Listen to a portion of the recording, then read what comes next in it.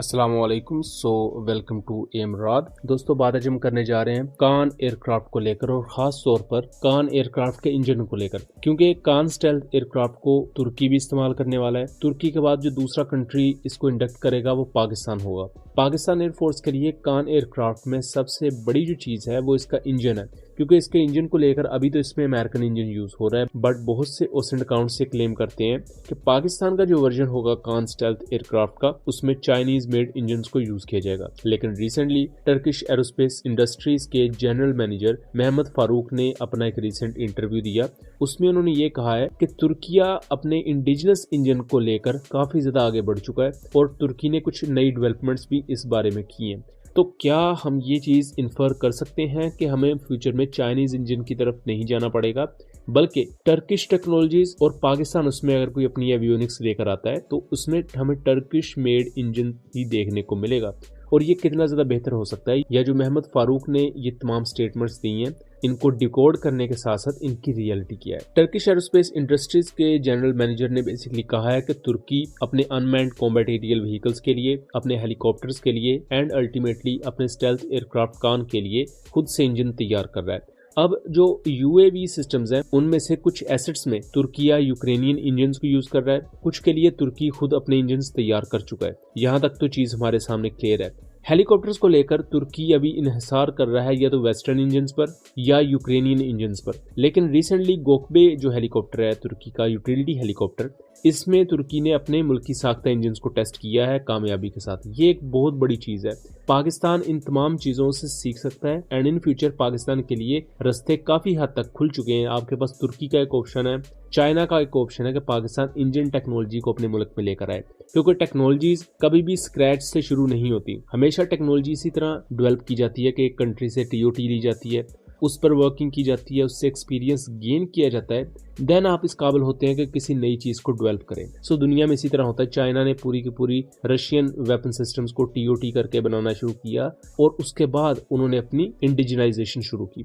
Turkish aerospace industries के general manager ने यहाँ ये भी कहा है कि जो TF6000 इंजन है उसको इमीडिएटली फ्लाइट रेडी हालत में हम ला सकते हैं, बट हमारी जो रिक्वायरमेंट है वो TF10000 इंजन है। बेसिकली TF6000 इंजन को कान एयरक्राफ्ट के लिए तैयार किया जा रहा था, उसका प्लान लगता है कि ड्रॉप कर दिया गया है। उसका भी एक अपग्रेडेड वेरिएंट उस पर काम शुरू हो चुका है, इसे TF10000 कहा जा रहा है।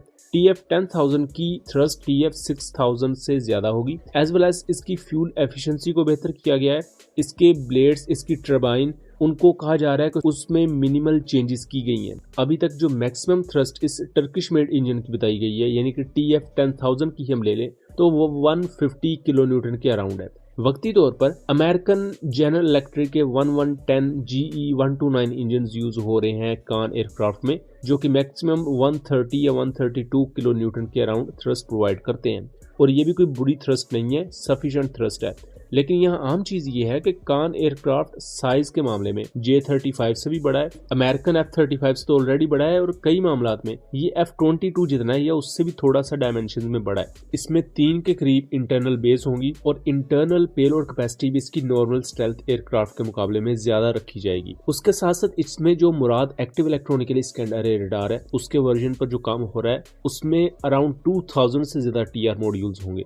उसके साथ साथ पैसिव डिटेक्शन सिस्टम्स भी होंगे। इतने ज्यादा सेंसर्स या इलेक्ट्रॉनिक वॉरफेयर स्वीट एक वक्त में ऑन बोर्ड होगा और उसे बहुत ज्यादा एनर्जी की जरूरत है।